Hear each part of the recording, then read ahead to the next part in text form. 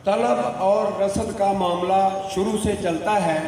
पीछे अगर प्रोडक्शन ज़्यादा हो तो मंडी में हम एक दफ़ा भी सुन रही है और बैरोक्रेट्स भी सुन रहे हैं, और इन बातों के ऊपर कान धरने बहुत ज़रूरी हैं।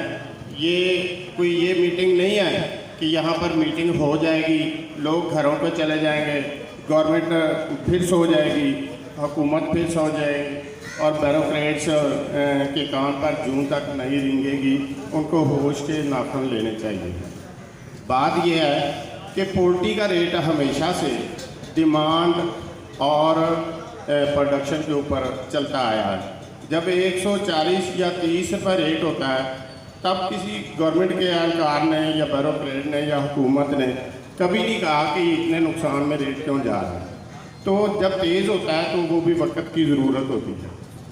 हम ये बिल्कुल नहीं कहते कि गवर्नमेंट कंट्रोल ना करे, गवर्नमेंट कंट्रोल करे, लेकिन दानिशमंदों की तरह, जाहिलों की तरह ना करे।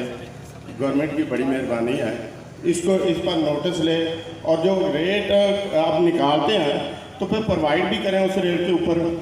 अगर आप उस रेट के ऊपर प्रोवाइड नहीं कर सकते तो फिर रेट निकाला भी नहीं। मेहरबानी। सानू गल काबिल कबूल नहीं होएगी। इस वास्ते तारिक साहब ने सारे जो मेहमान आए हुए हैं, इन्होंने ताम ना सारा काम होना है। कोई भी काम होता है, चीज़ खुद अपना रेट बनाती है। चीज़ ज़्यादा होएगी रेट कम होएगा, चीज़ कम होएगी रेट ज़्यादा होएगा। साड़ी गौरमेंट है कि अपील हैगी, सानू डिमांड सप्लाई का रेट करना चाहिए और उसके मुताबिक रेट होना चाहिए। अगर कोई मीटिंग होती है, कोई गल होती है, साडा आदमी उसमें शामिल होना चाहिए ताकि उन्हें सही गल का सही घर का पता चले। रेट फिक्स कितना किया और पकड़ते पे ने दुकानदार रेट वाला फिक्स कर लिया। फार्मर को पकड़ना बहुत मुश्किल है क्योंकि फार्मर से बैठा है, उधर अगर मुर्गी होती 200 रुपये बिके तो सानू 160 रुपये कैसे बेचेगा। आज मियाँ इनके ऊपर पर्चे, इनकी तजलील, इनको हथकड़ियाँ लगाई। हम दुकानदारों के साथ इतना जुल्म कि ऐसा लगता था कि जैसे हम लोग अहबाब है।